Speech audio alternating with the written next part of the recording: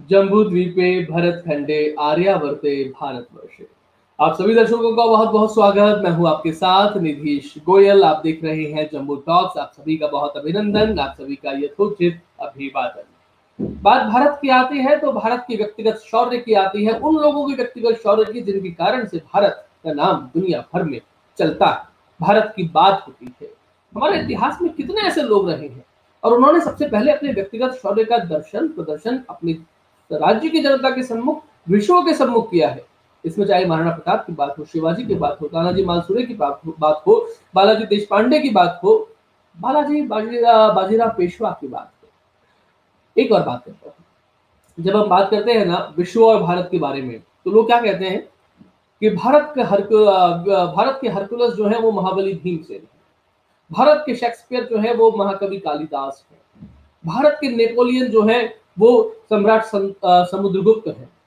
और ऐसी ही बात जिनका मैंने अभी नाम लिया था उनके बारे में भी कही जाती है। एक ऐसे अतुलनीय सेनानायक जो जीवन में कोई तो नहीं हारे, जो 42 वर्ष की छोटी सी आयु में स्वर्ग सिधार गए, लेकिन वहां तक इतना काम कर गए कि आज सैकड़ों साल बाद भी हम उन्हें याद करते हैं। तो सम्राट भी नहीं थे, राजा भी नहीं थे, एक जिन्हें पेशवाई कही जाती है। मैं बात कर रहा हूँ बालाजी पेशवा बाजीराव की। इनके ऊपर एक फिल्म भी बनी है, संजय लीला भंसाली ने बनाई थी, पेशवा बाजीराव के नाम से। मस्तानी के साथ में बहुत एपिसोड था। सोचिएगा आप लोग कि इतने बड़े बड़े लोग जिनका प्रभाव विश्व स्तर पर होता है, बड़े बड़े पुरस्कार जो जीते होते हैं, वो जब कोई ऐसी फिल्म बनाते हैं जिसमें उस व्यक्ति के चरित्र का एक कोना, मैं यही बात बोल रहा हूं कि एक कोने में से कोई बात ली और उसको उठा के इतना बड़ा बना दिया कि देवदास चरित्र बना के रख दिया। कैसे बात करेंगे हम उन लोगों की जो कई दिनों की यात्रा को एक रात और एक दिन में पूरा कर लेते हैं।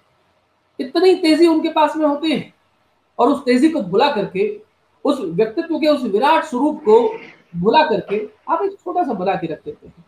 किस लिए? कौन करता है ये? कौन कहता है ये? और कैसे हम उस इतिहास को जानेंगे जिसे जानने का हक, अधिकार हम सबको है, होना चाहिए, और हमें उस इतिहास का सही सही तरीके से पता होना चाहिए। एक बार फिर आप सभी का स्वागत जम्बू टॉक्स में। आप सभी से निवेदन करूंगा, ये चैनल आपका है, ये जम्बू विचार आपका है। इस विचार को पूरे अधिकार के साथ ग्रहण कीजिए। चैनल को सब्सक्राइब करें अगर आपने अब तक नहीं किया है तो। बेल आइकॉन दबाएं, बेल घंटी दबाएं, एक्टिवेट करें, वीडियो को लाइक और शेयर करें।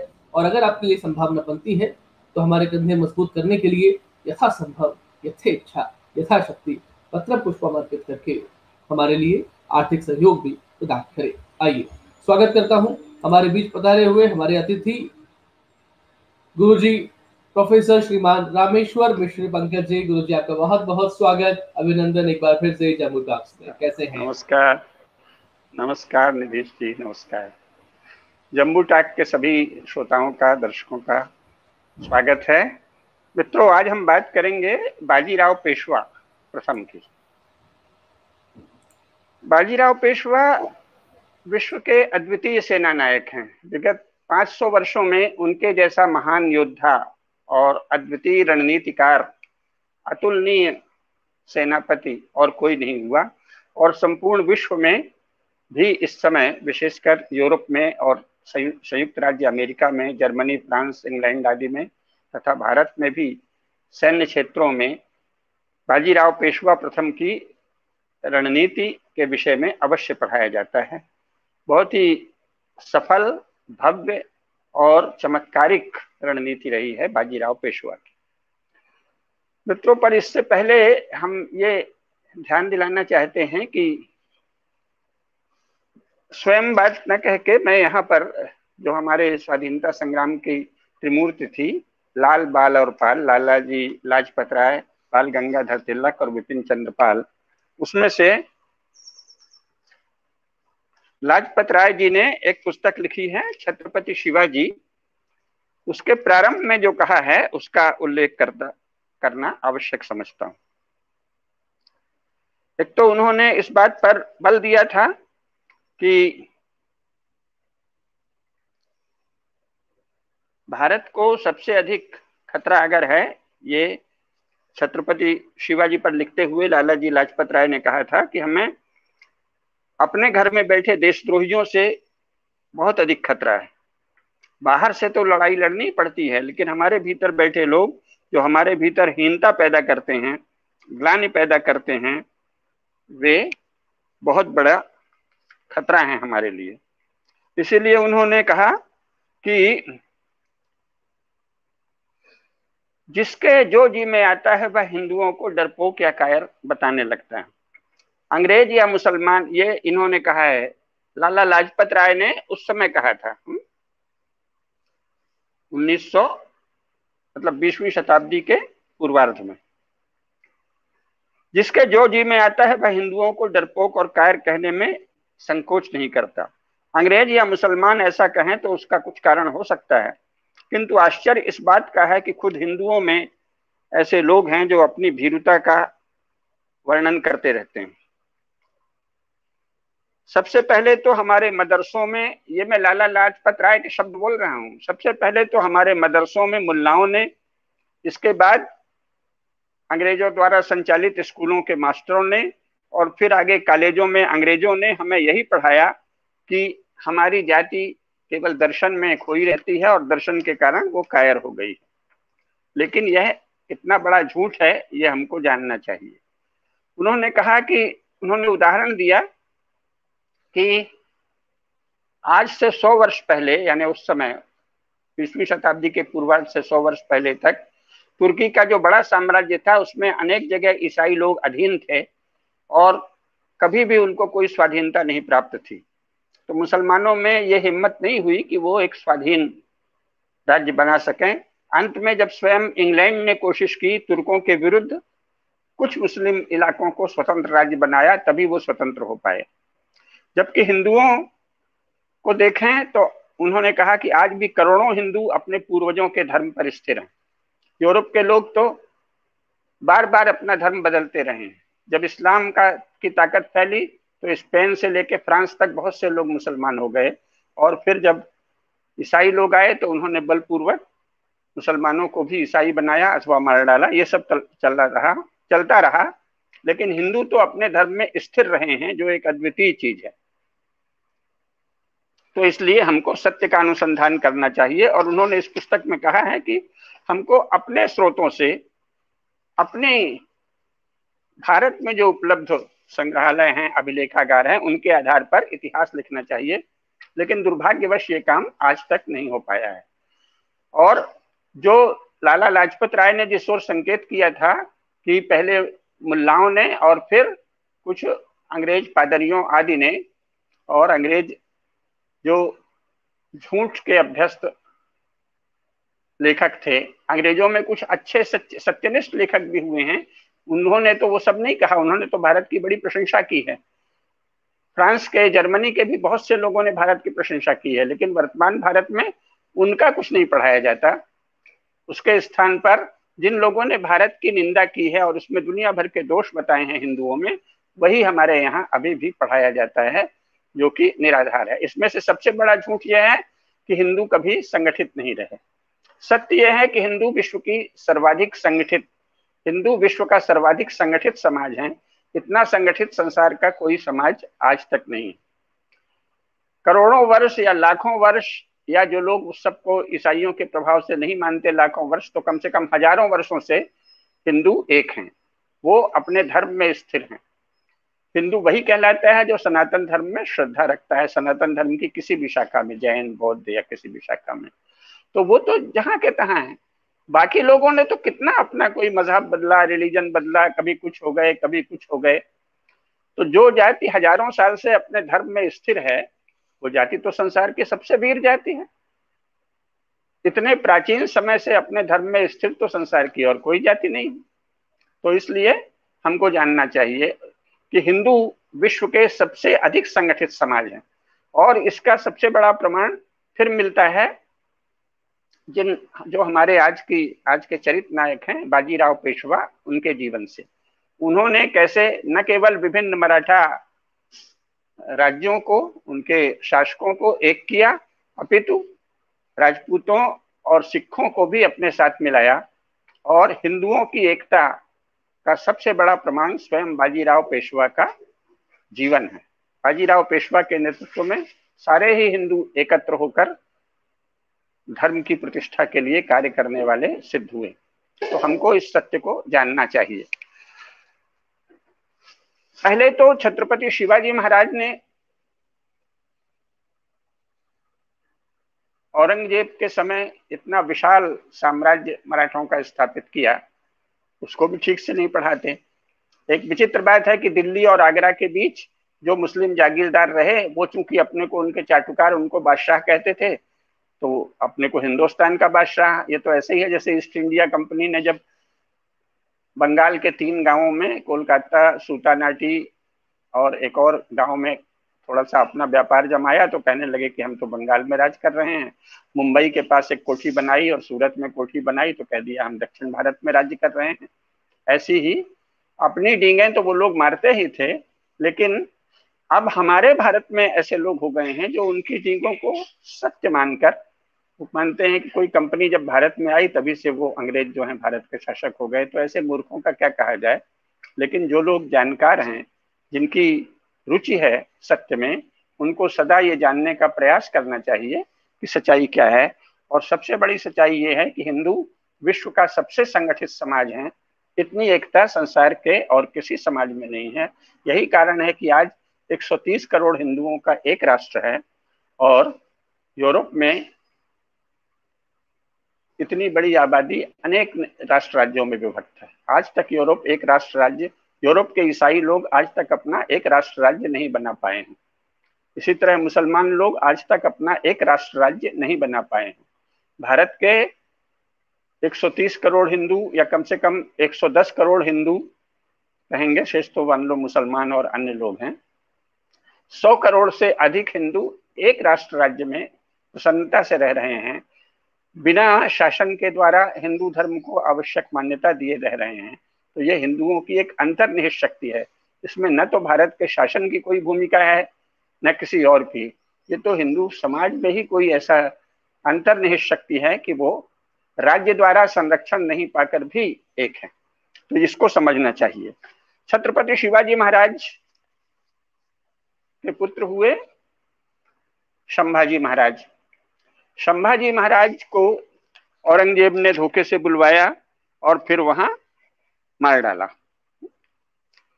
बहुत बुरी तरह मारा, जिस पर एक बहुत अच्छा उपन्यास भी है मराठी में, सिंह शावक संभाजी की तरह। सिंह शावक संभाजी, सिंह का छोना संभाजी, ऐसा करके।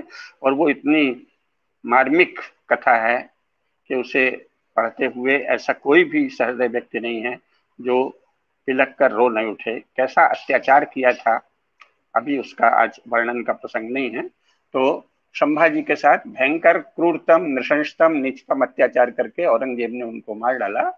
और जो उनके पुत्र हैं वो एक बार तो आए, फिर उसने धोखे से उनको वापस बुलवा लिया और उसकी माता जी को भी। और बहुत दिनों तक संभाजी के पुत्र छत्रपति शिवाजी महाराज के पौत्र को मुसलमानों के यहाँ किले में रखा गया और उनका नाम भी शिवाजी द्वितीय था मूलतः। तो औरंगजेब ने कहा कि अरे वो शिवाजी तो दुष्ट था, ठग था, बदमाश था और ये बड़ा साधु लड़का है, ऐसे कहकर उसको पुचकार के। कैसे ये लोग छल से आवश्यकता पड़ने पर शत्रुता दिखाते हैं और बाद में किस तरह से छल, कपट आदि के द्वारा अपनी नीति को आगे बढ़ाते हैं। तो औरंगजेब ने कहा कि ये तो साधु है। उसी साधु को साधु साधु कहते कहते इनका शाहू जी नाम पड़ गया। संभाजी के बेटे शिवाजी द्वितीय, जिनको कि बाद में शाहू जी के नाम से हम लोग जानते हैं, उनको मुस्लिम किले में पाला गया। उनको बचपन में खूब इस्लाम सिखाया गया, उसको इस तरह सिखाया गया जैसे जैसे अभी भी होता है। भारत में हिंदू घरानों से ही लोग मुसलमान बने हैं, लेकिन वहां जब मुसलमान हो जाते हैं तो ऐसा कुछ उनको मजहब की शिक्षा दीक्षा दी जाती है। वो भी एक अनुसंधान का विषय है कि इस शिक्षा में ऐसा क्या जादू है कि सच को न देखकर बस एक मिथ्या दर्प कि हम सबसे सुंदर मजहब है, सबसे बढ़िया हम ही लोग हैं। तो ऐसा कुछ उनको भी सम्मोहित कर दिया गया कि वो इस्लाम के प्रति अंत तक कोमल भाव पाले रहे। तो ये अलग विषय है। तो शाहू जी जो हैं, जो कि शिवाजी द्वितीय थे, जिनको औरंगजेब ने साधु साधु कहा और बाद में साहू जी नाम पड़ गया, जब वो छत्रपति शिवाजी बने, छत्रपति शिवाजी के उत्तराधिकारी बने, यानी छत्रपति शिवाजी, उसके बाद छत्रपति संभाजी महाराज और फिर ये छत्रपति साहू जी महाराज। तो उनके समय में जो पेशवा थे बालाजी विश्वनाथ, उन्होंने बड़ी कुशलता से उनको संभाला और कहा कि ठीक है, मान लो राजा है, इस्लाम से प्रभावित है, कोई बात नहीं, चलने दो। और धीरे धीरे वो अपने प्रेम से, विश्वास से, बुद्धिमत्ता से, राज्य प्रबंध से उन पर ऐसा गहरा प्रभाव डाला कि वो अंत में बहुत ही निर्भर हो गए। तो जब उनकी मृत्यु हो गई 1720 ईस्वी में, तो उसके बाद बाजीराव जो हैं, बाजीराव प्रथम जिन्हें अब कहा जाता है, वो पेशवा बने।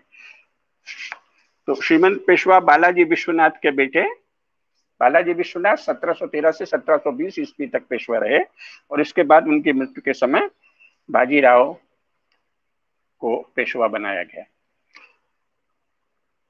उस समय बाजीराव की उम्र कोई कहते हैं 20 वर्ष, कोई 21 वर्ष, क्योंकि उनका जन्म वर्ष 1699 या 1700 ईस्वी, इसके विषय में थोड़ा दो राय है। 1700 आजकल ज्यादा चलता है, तो 1700 ईस्वी में उनका जन्म हुआ था। तो 20 वर्ष की आयु में बाजीराव छत्रपति साहू जी महाराज के पेशवा हो गए और फिर 2 वर्ष तक उन्होंने शासन का आंतरिक प्रबंध संभाला और 22वें वर्ष से 42वें वर्ष तक 20 वर्ष तक निरंतर उन्होंने अद्भुत युद्ध किए और संसार का एकमात्र ऐसा सेनापति है जो विदेशी या विधर्मियों से युद्ध के समय भी 20 वर्ष तक लगातार लड़ते हुए एक बार भी नहीं हारा। ऐसा कोई अंग्रेज नहीं है सेनापति, ऐसा कोई ईसाइयों में एक भी योद्धा नहीं हुआ, ऐसा कोई मुसलमानों में एक भी योद्धा आज तक नहीं हुआ जो कभी भी हारा नहीं हो। लेकिन छत्रपति साहू जी महाराज के पेशवा सेनापति, प्रधान सेनापति श्रीमंत बाजीराव पेशवा, जिन्हें बाजीराव बल्लाल भी कहा जाता है, बल्लाल यानी अत्यंत बलवान, अत्यंत बलशाली सेनापति। इसको थोड़ा ऐसे बंद कर देना बाद में, वो नहीं, वो उसको है ना। बालाजी विश्वनाथ के पुत्र बाजीराव पेशवा, जिनको बाजीराव बल्लाल भी कहा जाता है, वो 20 वर्ष तक बड़े बड़े युद्धों में बड़ी कुशलता से युद्ध लड़ते हुए एक बार भी पराजित नहीं हुए, ऐसे वो अद्वितीय योद्धा हैं। तो ये हमको जानना चाहिए। सबसे पहले उन्होंने बाजीराव जो हैं, बाजीराव, अब आप लोग शायद जानते ही होंगे, चित्पावन ब्राह्मण परिवार है ये, इनके पिता और ये स्वयं, मतलब ये चित्पावन ब्राह्मण लोग हैं और ये अपने पिता के 2 बेटे थे और 2 बहनें थी। बहनों का विवाह एक का घोरपुड़े परिवार में हुआ, एक का जोशी परिवार में, और जो इनका अपना भाई है वो चिम्माजी अप्पा के नाम से प्रसिद्ध हुआ। वो भी बहुत योद्धा और विद्वान एक साथ था, उसे पंडित राव बनाया गया था। तो बाजीराव पेशवा जब शासन में आए, 2 वर्ष तक प्रबंध संभालने के बाद शनिवारवाड़ा से राज्य का संचालन करते हुए पुणे से उन्होंने राज्य को बढ़ाने का पूरा निर्णय लिया। इसका कारण यह है कि जब अपने पिता के साथ 1719 में वो दिल्ली एक बार लड़ने गए थे और आसपास भी अहमद शाही को, निजाम शाही को, इन सब लोगों को देखा था, तो अपनी कुशाग्र बुद्धि के कारण 19-20 वर्ष की उम्र में ही उन्होंने ये कह दिया, अपने साथियों से कहा था, जिसका अभिलेख मिलता है कि भाई ये तो मुसलमानों में तो कोई दम नहीं है और ये अब बिखर रहे हैं और सही मौका है कि हमको इनको इनके उचित स्थान में भेज देना चाहिए, इनको शासन का कोई अधिकार नहीं है, हमारा अपना देश है, हमारा अपना शासन है, हम यहाँ शासन करेंगे। तो वो उस रणनीति पर चलते रहे। तो निजामुल मुल्क आसफ जाह ऐसी उपाधि इसने धारण कर रखी थी, जो दक्षिण में मुस्लिम जागीरदार था और दिल्ली वाले मोहम्मद शाह से उसने विद्रोह कर दिया था। तो बाजीराव ने बड़ी कुशलता से जब चारों तरफ अपनी सैन्य शक्ति की धाक जमा दी, तो मोहम्मद शाह की सेना जब इससे असफ जहां से लड़ने आई, उसको मारने आई, तो उसने बाजीराव को पुकारा, कहा हमारी मदद करो, बदले में हम आपको काफी बड़ा इलाका दे देंगे और आपकी सदा मदद करेंगे। तो बाजीराव गए और अंत में मोहम्मद शाह की सेना को हार कर लौटना पड़ा। ये उनका पहला युद्ध था। फिर इसके बाद उन्होंने और आगे अपना राज्य बढ़ाया, नर्मदा नदी के पार आए। मालवा में जो मुगल सेना थी, अब देखिए हर जगह एक बात ध्यान रखिए, जो कि मैंने सोचा था कि शुरू में कह दूं, कि ये जो प्रस्तुत किया जाता है इतिहास के विषय में कि साहब हिंदू मुस्लिम संघर्ष हुआ और उसमें मुसलमान भारत के बादशाह थे और वो तो मुस्लिम शासन फैलता गया और हम हिंदू कैसे हैं, मुस्लिम शासन को रोक नहीं पाए, ये या तो मूर्खतापूर्ण विलाप है या दुष्टतापूर्ण। सवाल ये है कि आप वर्तमान को इस तरह अतीत में प्रोजेक्ट नहीं कर सकते। मुसलमान बिल्कुल अलग कुछ हैं। ये भारत में सबसे पहले अंग्रेजों ने पढ़ाना शुरू किया। उनके समय भी बात इतनी नहीं जमी थी जितना कि कांग्रेस ने जवाहरलाल नेहरू के समय से इसको एक रणनीति बना लिया कि मुसलमानों को खूब बढ़ाएं, खूब उनको शक्ति दें और ये बताएं कि ये तो बहुत शक्तिशाली थे और जैसे किसी तरह हमने बड़ी चतुराई से अंग्रेजों से राज ले लिया है और फिर भी नहीं माने तो पाकिस्तान दे दिया, इनको देना पड़ा मजबूरी में। यानी मुसलमानों का अतिरंजित गौरव गान, उनको बहुत शक्तिशाली दिखाना और सचमुच उनकी मदद करके उन्हें शक्तिशाली बनाते जाना, ताकि हिंदुओं में कांग्रेस की नीतियों को लेकर भ्रम हो, जो मुस्लिम इस्लाम परस्त नीति है, जो उसने महापाप किया था नेहरू जी आदि ने, कि भारत के एक बड़े हिस्से में इस्लामी शासन बना दिया था।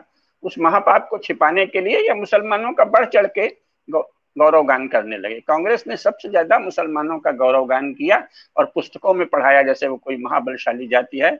और अलीगढ़ स्कूल ऑफ हिस्ट्री, जो कि मुसलमानों का ही एक तरह से इतिहास का अपना एक स्कूल है, उसमें बड़ी कुशलता से ऐसा एक झूठ का ताना बाना रचा गया कि ये बताया जाए कि मानो भारत के बादशाह बहुत समय तक मुसलमान थे और मुसलमान बड़े ही शक्तिशाली राजा हैं। लेकिन सच क्या है, भारत में एक भी दिन मुसलमानों का अपने बल पर राज्य नहीं हुआ। आप कभी भी देख लीजिए, अपन जब अकबर की बात करें, स्वयं शिवाजी महाराज से लड़ने कौन गया, तो जसवंत सिंह गए और महाराजा जय सिंह गए। मुख्य तो यही सिद्ध हुए। जब वो तानाजी गए सिंहगढ़ में, तो वहां कौन लड़ रहा था? वहां राजपूत राजा उदयभान था, जो अत्यंत बलशाली थे।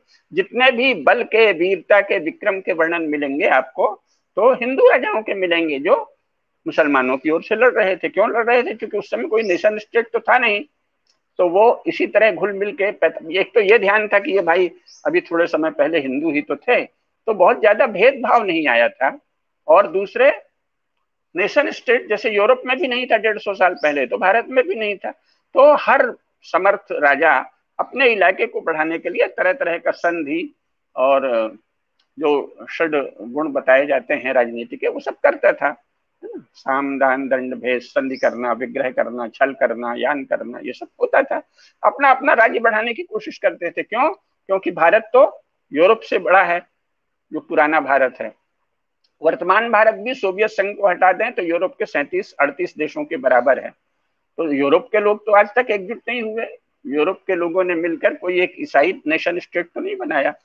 भारत ने बना लिया क्योंकि इसमें एक अंतर्निहित एकता थी। लेकिन इसके पहले सभी लोग जब हिंदू ही हैं, तो आपस में राज्य के विस्तार के लिए, उसको धर्म माना जाता था क्षत्रियों के लिए, तो लड़ते थे।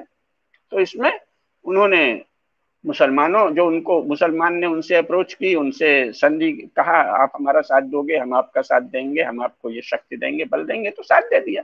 उस समय जब कहीं ऐसा भेद ही नहीं है हिंदू मुसलमान का, राज्य को, अपने अपने राज्य को बढ़ाने के लिए सभी लोग चालें चल रहे हैं, तो उसका दोष आप ये कह के, और फिर खासकर हिंदुओं की निंदा के लिए कि अरे अरे ये तो सब हार गए, हिंदू हार गए, तो कौन सा ऐसा कौन सा मुसलमान जागीरदार या राजा हुआ है जो अपने बल पर भारत के एक टुकड़े में भी शासक हुआ हो? सब जगह तो उन्होंने हिंदुओं से दोस्ती की। तो आप उनको हिंदुओं के प्रति, जब वो आप कहते हैं मुसलमान, जो लोग आजकल बताते हैं मुसलमान बड़े कट्टर हैं, मैंने तो इतिहास पढ़ा तो देखा मुसलमानों में जबरदस्त मतभेद हैं, जबरदस्त फिरके हैं, संप्रदाय हैं, आपसी लड़ाई है, और स्वयं एक घर के भीतर भी कोई पिता की हत्या कर देता है, कोई भाई की हत्या कर देता है। मुसलमानों के बराबर आपस में, खास तौर से राजनीतिक मुसलमानों के बराबर कलही, विग्रही, आपस में ही खून खराबा करने वाला, छल कपट करने वाला, किसी दीन ईमान से नहीं रहने वाला, केवल राज्य के लिए काम करने वाला तो संसार में बहुत कम समाज होंगे। हिंदू तो कभी भी नहीं थे। तो आप इसको जबरन ये बताते हैं कि नहीं साहब वो तो मुसलमानी शासन है। क्या मिर्जा राजा जयसिंह मुसलमान थे? क्या जसवंत सिंह मुसलमान थे? क्या उदय भान मुसलमान था? कौन मुसलमान था? तो ये जो लड़ाइयां हैं इनका यथावत वर्णन करना चाहिए। मुसलमानों ने भारत में एक भी दिन शासन नहीं किया। जो शासन है वो हिंदू मुस्लिम साझा शासन है, और उसमें जो अधिक तेजस्वी, अधिक धर्मनिष्ठ लोग थे, उन्होंने सदा प्रयास किया कि धर्म राज्य फिर से स्थापित हो। तो बाजीराव के समय में भी क्या है, जैसा मैंने बताया कि जब मोहम्मद शाह ने आक्रमण किया तो वो जो निजामुल मुल्क, ये तो हर बढ़ चढ़कर भाषा बोलना इन लोगों की आदत है। छोटे से इलाके में भी आ गए तो कह दिया निजाम उल मुल्क, हम पूरे मुल्क का निजाम हमारे पास है, आसफ जहां संसार के मालिक हैं। वो जैसे कई बार अपने यहाँ भी भूपति कहते हैं ना, कोई छोटी सी जागीरदार भी है, छोटी सी जागीर है, उसका राजा भी भूपति कहलाता है। तो इन उपाधियों के सत्य को जानना चाहिए। तो मोहम्मद शाह के विरुद्ध निजामुल मुल्क ने बाजीराव की मदद मांगी, और उसके कारण मोहम्मद शाह की सेना हार भी गई, भाग भी गई। अब जब बाजीराव मालवा की तरफ चले तो वहां भी नाम तो ये था कि साहब ये मुसलमानों से, क्योंकि संधि थी आवश्यकता पड़ने पर सेना भेजने की, और ये समय समय पर उनको नजराना भेंट आदि देते थे। चल रहा था, एक परंपरा चली थी, इसमें कोई ऐसा भेद नहीं था हिंदू मुसलमान का स्पष्ट रूप से। तो उनकी ओर से कौन था? मालवा में गिरधर नाम से जिससे लड़ाई हुई है वो तो हिंदू ही है ना। तो स्वयं बाजीराव को लड़ाई किससे लड़नी पड़ी? अपने को दिल्ली के बादशाह का मित्र या सेना नायक या सेनापति या स्थानीय उनका प्रतिनिधि कहने वाला जो है, उस गिरधर से ही तो लड़ाई लड़नी पड़ी। तो हिंदू से ही तो लड़ाई है, ये जानना चाहिए, है ना। गिरधर जो है, गिरधर उसको बहादुर कहते थे, गिरधर बहादुर से बाजीराव पेशवा की लड़ाई है, और जैसा बाजीराव का था वो पूरी तरह जीत गए 1723 ईस्वी में। अब बाद के जो अलीगढ़ स्कूल के लोग हैं और शेष जो हिंदू बनते हैं, वो उनमें से चूंकि पढ़ने लिखने वाले लोग नहीं हैं, तो आलस्य के मारे, कामचोरी के मारे जो मुसलमानों ने लिख दिया विशेषकर, या अंग्रेजों ने लिख दिया, उसी को दोहराते जाते हैं। तो बड़े छल पूर्वक उसको मुगल सेना कहा जाता है। अब जो गिरधर की सेना है वो मुगल सेना कैसे हुई? उदय भान की सेना मुगल सेना कैसे हुई? जिस सेना में राजपूत हैं, मिर्जा राजा जयसिंह की सेना मुस्लिम सेना, मुगल सेना कैसे हुई? तो ये हम क्या भाषा बोल रहे हैं? सच से इसका क्या रिश्ता है? सब तो हिंदुओं की, हिंदू सेना है ना, तो हिंदू सेनाएं लड़ रही हैं, और कोई हर्ज नहीं है। राजा यूरोप के लोग तो आपस में आज लड़ रहे हैं, तो क्या वो ईसाई नहीं है? एक ईसाई दूसरे ईसाई से सदा लड़ता है, एक मुसलमान दूसरे मुसलमान से सदा लड़ता है। राजनीति में लोग प्राय लड़ते हैं। आज भी कांग्रेस में भी हिंदू हैं, भाजपा में भी हिंदू हैं, और शासन सत्ता के लिए लड़ रहे हैं। उसके लिए दुनिया भर के शब्द जाल हैं, वो अलग बात है।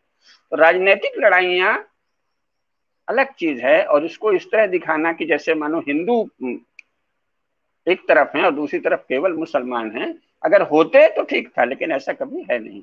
तो बाजीराव ने गिरधर से मालवा जीत लिया। इसके बाद वो और आगे बढ़े, राजस्थान की तरफ बढ़े।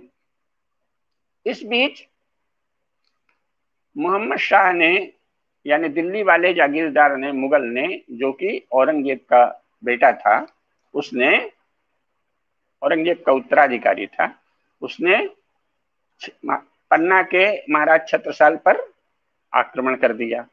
तो छत्रसाल महाराज ने चिट्ठी लिखी, वो बड़ी मार्मिक चिट्ठी है।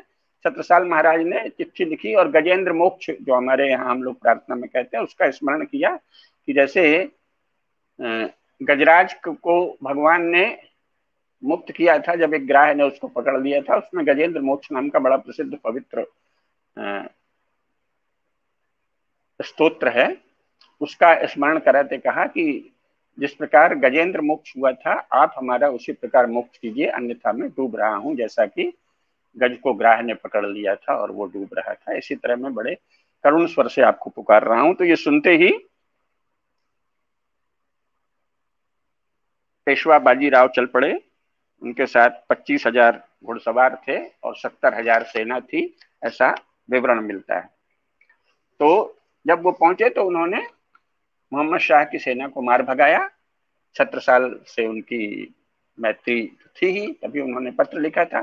छत्रसाल ने, उस समय तक छत्रसाल का बहुत बड़ा इलाका शासन में था, इंग्लैंड से बड़े इलाके में छत्रसाल का शासन था, और दिल्ली आगरा वाली जागीर से भी बड़े इलाके में छत्रसाल का शासन था। तो छत्रसाल ने 1/3 राज्य 1731 ईस्वी में बाजीराव पेशवा को दे दिया। इसके बाद जयसिंह द्वितीय को पटाया मोहम्मद शाह ने। औरंगजेब के समय में स्वयं जयसिंह थे, अब जयसिंह द्वितीय अर्थात जयसिंह का बेटा उसको पटाया और वो लड़ने आगे बढ़ा। लेकिन बाजीराव ने जयसिंह द्वितीय से मुकाबला भी किया, लेकिन बाद में मैत्री हो गई। राजपूताना में विशेषकर मेवाड़ के, उदयपुर के मेवाड़ के शासकों से बहुत ही आत्मीय वातावरण में चर्चा करके बाजीराव पेशवा ने मैत्री कर ली। और इधर बाजीराव पेशवा के अधीन कौन कौन साथ दे रहे थे? अलग अलग, जिनको माना जाता है कि ये सब बिल्कुल अलग राज्य हैं। ग्वालियर के रणोजी सिंधे, इंदौर के होलकर जी, धार के अपने पवार जी, ये सब लोग तो अलग अलग राजा हैं ना, लेकिन ये सब धार के पवार, इंदौर के होलकर और ग्वालियर का राज्य इंग्लैंड से बड़ा राज्य था, तो ग्वालियर के रणोजी सिंधे ने पूरी तरह साथ दिया बाजीराव पेशवा का। ये लोग बाजीराव पेशवा के अधीन थे, अधीनस्थ थे, और इन लोगों ने मिलकर साथ दिया। और इस प्रकार ये जो मोहम्मद शाह के सहायक राजपूतों आदि की सेना है, उनको पराजित कर दिया। इसके बाद फिर कुछ मुसलमानों ने डींग मारी मोहम्मद शाह से कि अरे ये तो ऐसे ही है मराठे, इनको तो हम ही भगा देंगे। तो जब ये बाजीराव ने सुना तो सोचा जरा इनको मजा चखाना चाहिए, तो वो अचानक चल दिए। और बड़ा प्रसिद्ध है कि वो बिना विश्राम किए पुणे से चलकर ही 10 दिन के भीतर दिल्ली पहुंच गए। जब दिल्ली पहुंचे तो किसी को विश्वास ही नहीं हुआ। दिल्ली में खबर आई, दिल्ली जब पहले दिन पहुंचे हैं तो कालका जी मंदिर पहुंचे, जहां रामनवमी का उत्सव हो रहा था, तो उसमें भाग लिया। वहां कुछ मुस्लिम व्यापारी भी आए थे कि मेला ठेला है, अपना माल बेचेंगे, तो उनको उन्होंने पकड़ के लूट लिया। स्वाभाविक है, चूंकि धन की जरूरत पड़ती है और उस समय अपना देखते थे टारगेट क्या है, उसको लूटा जरूरी था। तो उन्होंने उनके जो वो घोड़े और खच्चर में सामान लाद के लाए थे, उस पर भी कब्जा कर दिया, धन कब्जे में किया और भगा दिया। तो वो लोग गए और वो मोहम्मद शाह के सामने रोने धोने लगे। लेकिन वो स्वयं, उनका मुस्लिम इतिहासकारों का विवरण है कि वो ऐसे परस्पर, कोई कुछ वर्णन करता था, कोई कुछ, कि मोहम्मद शाह हंस दिया, अरे तुम लोग बकवास कर रहे हो, ऐसा कोई होता है, तुम्हारी बात भरोसे लायक नहीं है। लेकिन फिर भी रात को अपने एक जासूस को भेजा, जो जासूस साधु का वेश करके गया, तो लौट के आया तो बताया, एक तो उसने मुगलों की की मराठों की जबरदस्त प्रशंसा की कि साहब ये बहुत ही रूखा सूखा बाजरे की रोटी और मिर्चा और इस तरह का खाते हैं, हमको भी देखो, हम साधु बन के भिक्षुक बन के गए थे तो भीख में यही मिला है। लेकिन इससे ये मत समझिए कि वो कमजोर हैं, बहुत ही शक्तिशाली योद्धा हैं। तो इससे ये सजग हो गया। तो फिर इन्होंने अपने सेना को भेजा, ताल कटोरा के आसपास इनकी सेना छिपी, वो पूरा इतिहास का वर्णन है। वो थे कालका जी में, कालका जी से चले ताल कटोरा के पास ये लोग थे। पहले इनके कुछ टुकड़ी आगे बढ़ी, बहुत सुंदर उसका भव्य वर्णन मिलता है। और बाजीराव पेशवा की रणनीति कुशलता का वर्णन मिलता है कि वो पहले जानबूझ के, जब इनका एक दो टुकड़ियां आगे बढ़ी तो वो जानबूझकर थोड़ा पीछे हटे। तो इनको लगा अच्छा भाग रहे हैं, क्योंकि उन्होंने देख लिया ना कहाँ लड़ना सबसे सुरक्षित है। भाग रहे हैं तो और पीछा करने लगे। तो वो जब उन्होंने देखा ऐसे इलाके में आ गए जहाँ के चारों ओर से इनको घेर सकते थे, तो घेर के मारना शुरू कर दिया, बहुत बुरी तरह मारा। और अंत में ये सारे लोग जो बड़ी बड़ी डीगे मारते थे कि हम तो मराठों को भगा देंगे, ऐसे करेंगे, वो सब भाग गए। फिर इस वो थोड़ा राजस्थान की तरफ बढ़े कि और बड़ी सेना एकत्र करेंगे, और ये इसके 10 डॉक्यूमेंट्स मिलते हैं, अभिलेख मिलते हैं कि उदयपुर के महाराणा को भारत का सम्राट घोषित किया जाएगा। ये बाजीराव ने निश्चय कर लिया था। शाह जी जो हैं वो मुसलमानों के प्रति प्रेम रखने के कारण नहीं चाहते थे, तो उन्होंने कहा भाई ठीक है, इसको एक छोटी सी जागीर दे देंगे, अपना खाता पीता रहेगा या कुछ रकम बांध देंगे। लेकिन और कोई दिल्ली तो भारत की राजधानी 1932 ईस्वी से पहले कभी थी नहीं। 1932 ईस्वी में पहली बार दिल्ली भारत की राजधानी, ब्रिटिश भारत की राजधानी बनी है, और 15 अगस्त 1947 को संपूर्ण खंडित भारत की राजधानी बनी है। उसके पहले दिल्ली राजधानी नहीं थी, तो कहीं से भी संपूर्ण भारत का शासन चलता रहता था जब जो जहाँ महत्वपूर्ण हुआ। सातवाहनों ने उधर पैठण से किया, किसी ने नासिक से किया, हर्ष के समय थानेश्वर और कन्नौज था, पाटलिपुत्र हजारों साल तक भारत की राजधानी था, ऐसे अलग अलग। अयोध्या सबसे पहले भारत की प्राचीनतम राजधानी है, फिर पांडवों के समय हस्तिनापुर भारत की राजधानी थी। तो चूंकि संपूर्ण राष्ट्र एक है, तो जो सबसे प्रतापी शक्तिशाली राजा हो जहां वो हैं, जहां वो रखना चाहते हैं, वही राजधानी है। तो ये प्रयास किया गया कि उदयपुर को और मेवाड़ के राणा को चक्रवर्ती सम्राट घोषित किया जाए और उदयपुर को ही भारत की राजधानी घोषित कर दिया जाएगा। ऐसी योजना बन रही थी, लेकिन तभी खबर लगी कि पुर्तगाली और उधर टीपू सुल्तान के पिताजी ये लोग मिल गए हैं और काफी उपद्रव कर रहे हैं, तो इसलिए वो वापस हो गए कि पहले उनको ठीक कर दें। उधर से इसने मोहम्मद शाह ने, जिसने अभी थोड़े समय पहले जब बाजीराव पेशवा ने इनकी सेनाओं को मार पीट दिया था तो संधि कर ली थी और 50 लाख रुपए हर साल एक मुश्त देने का वचन दिया था कि आप हमारी रक्षा करिएगा। तो ये थोड़ा सा इससे भी निश्चिंत हो गया कि चलो ये तो पर साहू जी भी नहीं चाहते कि इसको मारा जाए और शरण में भी आ गया है, तो छोड़ के चल दिए। राजस्थान तरफ जा रहे थे, राजस्थान तरफ जाते समय ही खबर लगी कि नहीं भाई ये तो कुछ दक्षिण में गड़बड़ हो रहा है, तो वो उधर बढ़े।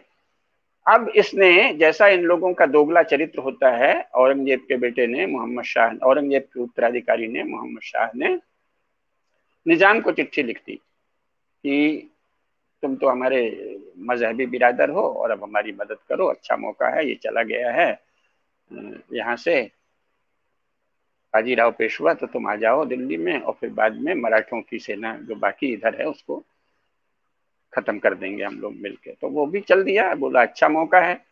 लेकिन बाजीराव पेशवा की यही विशेषता मानी जाती है जो शिवाजी महाराज की विशेषता मानी जाती थी कि सारे ही देश में हर पल अपने काम की राजनीतिक और सैनिक गतिविधि की खबर लगते थे। तो बाजीराव पेशवा को ये पता चल गया, तो उन्होंने चिमाजी से कहा कि उसको वहीं रोक दो। तो ताप्ती नदी के पास ही उसको रोक दिया गया, वो इधर आगे नर्मदा तक आ ही नहीं पाया। और फिर ये आगे बढ़ गए, फिर वहां इन्होंने उनकी सेनाओं को बुरी तरह पराजित किया। इसके बाद फिर ये पुर्तगालियों से और दूसरे लोगों से थोड़ा सा लड़ने में लग गए, तो उस समय फिर वो निजाम जो है वो दिल्ली आया और उसने काफी रकम वसूल की मोहम्मद शाह से। इसका यही जीवन था, कहीं बाजीराव पेशवा को दे रहा है, कहीं निजामुल मुल्क को दे रहा है। तो क्या हालत थी उस समय मुस्लिम जागीरदार की, जो जिसको बादशाह लिखा जाता है। दिल्ली का मुगल बादशाह कितना कमजोर था ये आप जान लीजिए। अभी शिवाजी महाराज से संधि की है, अभी कह रहा हम 50 लाख रुपए देंगे, फिर निजाम से संधि कर रहा है, कहता है हम तुमको पूरा इलाका दे देंगे। काहे का देना लेना, बस ये था कि हम अपनी सेनाएं नहीं भेजेंगे। तो लोग सोचते थे ठीक है, मुंह से बोल दिया। जब वो अपने इलाके में खुद ही मालिक है तो तुम क्या दोगे। लेकिन ये कहता था कि हम दे रहे हैं, जिसका अर्थ है कि हम अपनी दिल्ली से कोई सेना नहीं भेजेंगे। और उस सेना में सबसे ज्यादा राजपूत होते थे, इसलिए लोग इस संधि का महत्व रखते थे। राजपूत ही एक तरह से संरक्षण कर रहे थे और फिर इसने मराठों का भी संरक्षण पा लिया। तो इस तरह बाजीराव पेशवा जो है वो लगातार करते रहे। नादिर शाह भी जब आया तो बाजीराव पेशवा का जैसे ही उसने सुना कि बाजीराव पेशवा आ रहे हैं, उसने वो वापस चला गया दिल्ली से। और दिल्ली के एक साहूकार ने ही जो रकम उसको चाहिए थी उसको अपनी एक हुंडी से चुकता कर दिया, क्योंकि मोहम्मद शाह के पास उस समय तक वो बोला कि मेरे पास कोई खजाना ही नहीं। तो इन सब तथ्यों को जानना चाहिए। भारत में उस समय कौन शासन कर रहा था? मराठे शासन कर रहे थे वस्तुतः, और राजपूताना इलाके में राजपूत कर रहे थे। उधर पंजाब और उससे आगे अफगानिस्तान तक सिख शासन कर रहे थे, और ये हिंदुओं की आपसी एकता सुदृढ़ थी इसलिए कर रहे थे। मराठों में सिंधिया या शिंदे, होलकर और पवार, बाद में गायकवाड़, ये सब लोग शासन कर रहे थे। पुर्तगालियों ने क्या किया? पुर्तगालियों ने मुसलमानों से संधि की, तो इसलिए कुछ जगह मराठों को अंग्रेजों से दोस्ती करनी पड़ी। चलो तुम पुर्तगालियों को मार देना, सैनिक हम देंगे। तो ये इस तरह से, और ये लोग सब चरित्रहीन थे, पुर्तगाली भी अंग्रेज भी जो उस समय आए थे, तो वो संधि करते थे फिर तोड़ देते थे। ऐसे ही इनको राजनीति आती थी। भारतीय राजाओं को तो ये था कि भाई जो संधि हमने की है उसका वचन का प्राण जाहि पर वचन न जाई अपना मान रखते थे। वो एक पूरा लंबा सिलसिला है छल का, प्रपंच का, वो अलग बात है। लेकिन मुख्य बात यह है कि 20 वर्ष तक महानतम सेनापति अतुलनीय योद्धा बाजीराव पेशवा ने एक भी युद्ध नहीं हारा। और उनकी गति को लेकर लोग, यदनाथ सरकार ने लिखा है कि घोड़ों का जादू, अर्थात घोड़े किस तीव्रता से कब कहां पहुंच जाते हैं, पूरी की पूरी सेना को छोप लेते हैं, लोग जान ही नहीं पाते। तो घोड़ों के द्वारा कैसा जादुई करिश्मा हो सकता है, ये यदनाथ सरकार ने, जिन्होंने औरंगजेब की जीवनी लिखी है, उन्होंने ये बाद में बाजीराव पेशवा के लिए लिखा है कि तो घोड़ों का जादू, ऐसा चमत्कारिक ढंग से प्रकट होना, फिर छिप जाना, फिर कब वापस हो जाना, कब घेर लेना। तो शत्रु को साथ बेकार केवल बहादुरी नहीं दिखाना, बल्कि चतुराई के साथ उसको अपने, जहां हमारे लिए युद्ध सुगम है, बेहतर है, वहां तक ले आना। और अलग अलग जगह जब उसकी सेना चलती थी तो उसका भी पूरा विवरण है। कोई ये नहीं है कि इकट्ठी सेना जैसा फिल्मों में दिखाते हैं मूर्खों की तरह।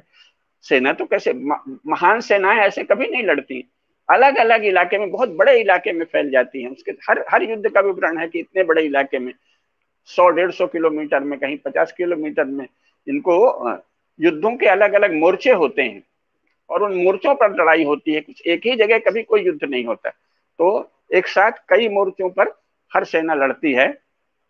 तो इसको बाजीराव की भी जो सेना चलती थी वो बहुत बड़े इलाके में और फैल कर और अलग अलग टुकड़े में जाती थी। तो इस तरह जो फिल्मों में दिखाते हैं ना, कोई एक ही सेना है और बस बाजीराव के साथ चल रही है, ऐसा नहीं है। 70,000 सैनिक यहाँ है तो 60,000 एक दूसरे ग्रुप में है।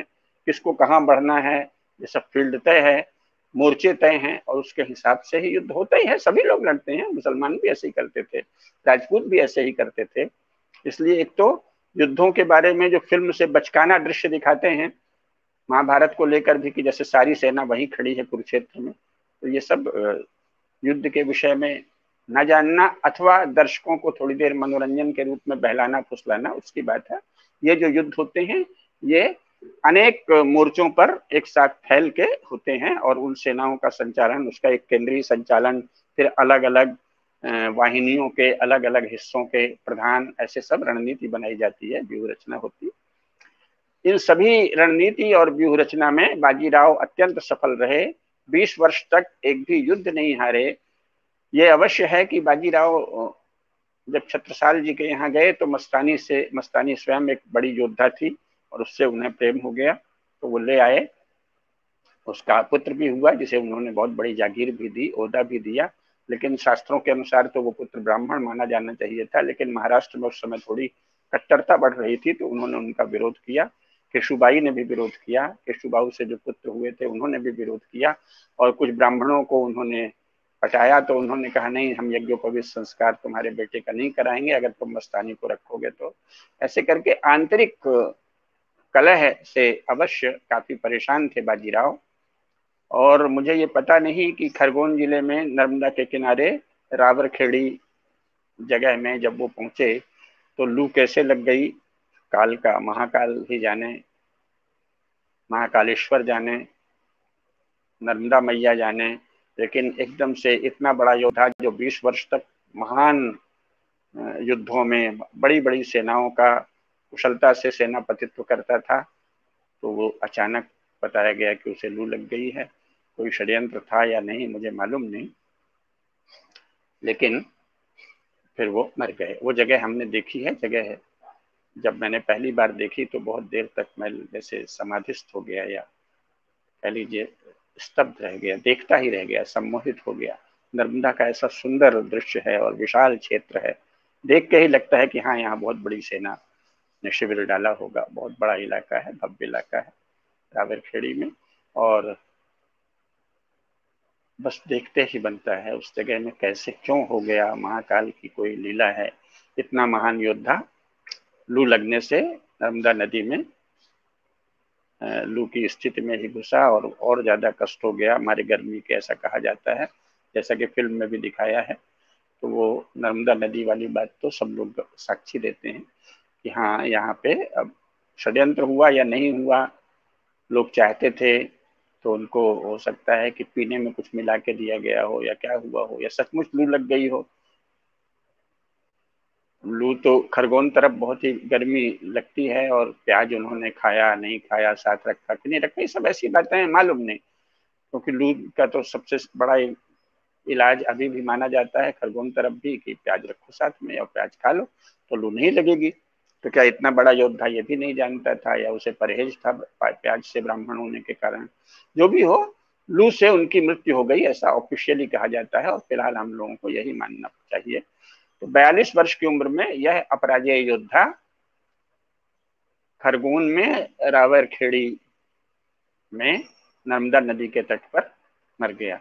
उसके बाद उनके पुत्र पेशवा बने, और उन्होंने शिंदे, रणोजी शिंदे को आदेश दिया कि यहाँ एक नीलकंठेश्वर महादेव का मंदिर बने, एक बड़ी धर्मशाला बने, और बाजीराव पेशवा की समाधि का स्थल बने। तो वो छतरी बनी हुई है, बाजीराव पेशवा की छतरी है वहाँ रावरखेड़ी में। नीलकंठेश्वर महादेव मंदिर है जो अभी जर्जर हालत में है, और धर्मशाला भी है। और मुझे समझ नहीं आता कि कांग्रेस शासन ने तो पहले ये पाप क्यों किया कि ऐसे विश्व के अतुलनीय महान योद्धा की समाधि को भव्य रूप क्यों नहीं दिया, और उनके इतिहास को पढ़ाया क्यों नहीं जाता। ये तो 18वीं शताब्दी की बात है ना भाई, 1740 ईस्वी की बात है ना। 1740 ईस्वी में, यानी 18वीं शताब्दी में, हिंदुओं के इतने विशाल संगठन का कुशल नेतृत्व करते हुए पवार, होलकर, सिंधिया, गायकवाड़ सबको संभालते हुए, राजपूतों और सिखों सबसे मैत्री रखते हुए, मुसलमानों के साथ जो हिंदू थे उनसे भी भेद और दंड दोनों नीतियों का अवलंबन करते हुए हिंदू साम्राज्य को एक बहुत बड़े सूत्र में बांधने वाले विश्व के अतुलनीय योद्धा, सेनापति, अद्वितीय रणनीतिकार, महान संगठक बाजीराव पेशवा की स्मृति में वहां पर राजघाट और शांतिवन से कई गुना भव्य स्मारक बनने चाहिए, कई गुना भव्य। उस नीलकंठेश्वर महादेव मंदिर को ही अत्यंत भव्य मंदिर बनाया जाना चाहिए। वहां पर इतिहास का एक अध्ययन केंद्र रखना चाहिए जहां हमारी वीरता और संगठन और वैभव की चर्चा हो। ऐसा क्यों नहीं हुआ? क्यों ये झूठे और मक्कार लोगों की तरह हिंदुओं के असंगठित होने का रोना रोया जाता है? संगठन का इतना प्रचंड प्रमाण मिलते हुए उसकी स्मृति को क्यों नहीं संजोया जाता?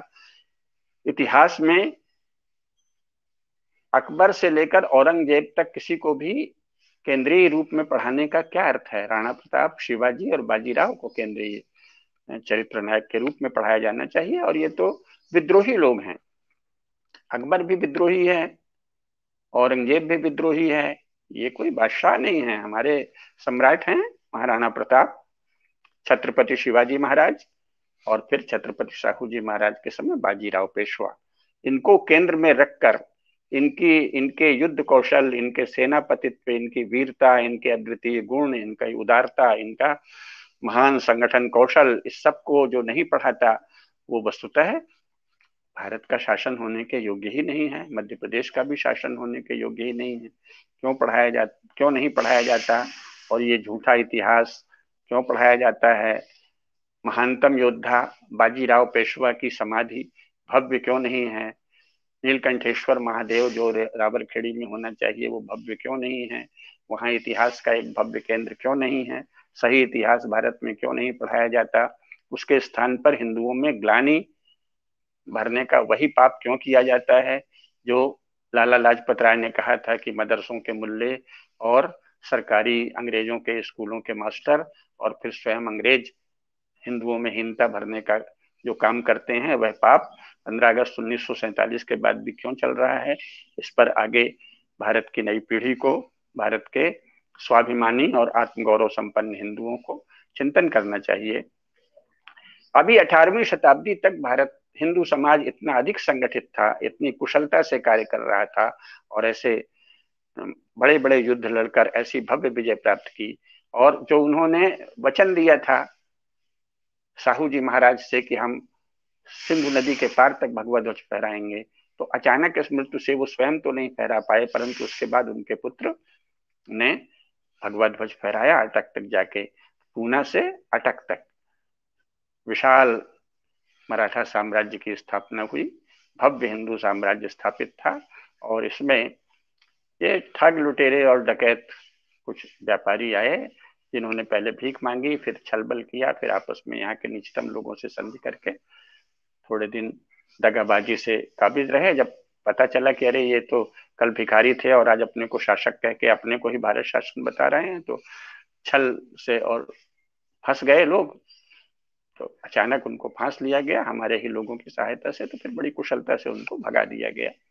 तो ये 90 वर्ष का जो शासन है, ये कोई ब्रिटिश शासन इसको कहना बेकार है। ये तो छल पूर्वक अंग्रेजों ने भारत के आधे हिस्से में हिंदुओं की सहायता से जो शासन किया उसको यथावत पढ़ाना चाहिए। हिंदू विश्व का सबसे संगठित और अद्वितीय समाज है, वीर और योद्धा समाज है, सद्गुणी और सद्गुण संपन्न समाज है, विद्या संपन्न समाज है। और यहाँ मुसलमान तो एक भी दिन भारत में राज्य कर ही नहीं पाए। अंग्रेजों ने हिंदुओं की सहायता से, हिंदू राजाओं और हिंदू वीरों और हिंदू सेनाओं की सहायता से आधे भारत में राज्य किया, और उससे उनको लाभ ही लाभ हुआ। उनको जर्मनी से रक्षा हमारे सैनिकों ने की, उनकी प्राण दोनों महायुद्धों में अंग्रेजों और फ्रेंच लोगों के प्राण हिंदू वीरों ने बचाए। उनको इंग्लैंड और फ्रांस दोनों को भारत का कृतज्ञ होना चाहिए। इसके लिए भारत राष्ट्र का, भारत के वीरों का इंग्लैंड और फ्रांस को कृतज्ञ होना चाहिए। और हमको भी उदारता पूर्वक सोच लेना चाहिए कि हाँ ठीक है, हमने मदद की, हमारे लोगों ने, ये अच्छी बात है, लेकिन जो इन्होंने शासन किया वो अनुचित है। वस्तुतः तो अंतरराष्ट्रीय न्यायालय में क्षतिपूर्ति का दावा किया जाना चाहिए कि इंग्लैंड के स्टेट ने 1858 से 1947 तक भारत में अनुचित हस्तक्षेप की हिम्मत कैसे की, छलबल से। लेकिन अगर नहीं भी करते तो सही इतिहास तो अवश्य पढ़ाना चाहिए। हम विश्व के सबसे संगठित समाज हैं। हमारे यहाँ बहुत बड़े संगठक, कुशल संगठक, अतुलनीय योद्धा, महान विद्या के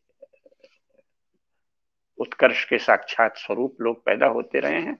विद्या में, वीरता में, धन में, वैभव में, रणनीति में, युद्ध नीति में, ज्ञान की विभिन्न शाखाओं में, शिल्प में, सब में, व्यापार में, वाणिज्य में हम एक अद्वितीय समाज हैं और पुनः होंगे। अगर हम बाजीराव पेशवा जैसों के साथ न्याय करेंगे, अपने महान योद्धाओं का पुण्य स्मरण करेंगे, उनके लिए उपयुक्त स्मारक बनवाएंगे, उनके इतिहास को सही ढंग से पढ़ाएंगे, तो हमारे भीतर वीरता का, रणनीतिक सूझबूझ का और आत्मगौरव का भाव प्रदीप्त होगा। हम ऐसे महान योद्धा को नमन करते हैं। छत्रपति शिवाजी महाराज की जय, छत्रपति संभाजी महाराज की जय, छत्रपति साहू जी महाराज की जय, महान सेना नायक बाजीराव पेशवा की जय। जय शिवाजी, जय भवानी। जय शिवाजी, जय भवानी। गुरुजी, आपका बहुत बहुत धन्यवाद। इतनी तारतम्यता के साथ में जो बातें कही हैं, मैं अपने दर्शकों से कहना चाहूंगा कि ये विषय इतनी आसानी के साथ में लिए नहीं जाते हैं। बहुत अध्ययन, बहुत मनन, बहुत चिंतन करना पड़ता है। और 76-77 वर्ष की वय में प्रोफेसर रामेश्वर मिश्र पंकज जी, जिन्हें हम गुरुजी उपाध्याय के नाम से बुलाते हैं, वो इतना समय हमें दे रहे हैं, तो हमारा भी कुछ कर्तव्य बनता है कि हम इन विषयों को उतना पढ़ें, कॉपी पेन लेकर के बैठे। खास तौर पे स्कॉलर्स जो कार्यक्रम होते हैं, जो दीदी जीपीडिया जी देती हैं, महावीर प्रसाद जैन साहब देते हैं और गुरु जी देते हैं, जब भी आप कार्यक्रम देख रहे हैं, कॉपी पेन लेकर के बैठे, कुछ नोट भी बनाए, उस नोट्स को लोगों के साथ में साझा करें, कार्यक्रम को साझा करें। जिस तरीके से जब हम बात करते हैं कि आर्थिक रूप से, नैतिक रूप से जो सहायता सहयोग करने की बात आती है, हिंदू इकोसिस्टम की बात आती है, और इन सबसे बड़ी जो एक बात आती है, अगर आपके मन में प्रश्न उठ रहा है तो उस प्रश्न को छोड़े नहीं, वहीं पर उस प्रश्न को लिखें, कमेंट बॉक्स में वो प्रश्न डालें। हम एक कार्यक्रम करना चाह रहे थे, अभी तक 4-5 कार्यक्रम जो हुए हैं एंग्लो मराठा वॉर पर, एंग्लो सिख वॉर पर, उन सब में जितने प्रश्न हमारे पास में आए हैं उन सबको संग्रहित करके एक प्रश्नोत्तरी गुरुजी के साथ में करें, लेकिन इतने प्रश्न हमें अभी तक मिले नहीं हैं कि हम कर पाए। तो आपसे निवेदन रहेगा, प्रश्न हमें भेजें, कमेंट बॉक्स में लिखें, उनको संग्रह करके गुरुजी के पास में हम भेजेंगे, और एक क्वेश्चन एंड आंसर सेशन जो है वो गुरुजी के साथ में लाइव करने का हम प्रयास करेंगे। तो आज के कार्यक्रम में इतना ही। गुरुजी आपका बहुत बहुत धन्यवाद, पधार के अतुलनीय योद्धा सेनापति पेशवा बाजीराव के बारे में इतनी सुंदर तथ्यात्मक बात हम सबके सम्मुख प्रस्तुत करने के लिए। सभी दर्शकों का बहुत बहुत धन्यवाद। जय शिवाजी, जय भारत। जय शिवाजी, जय भारत।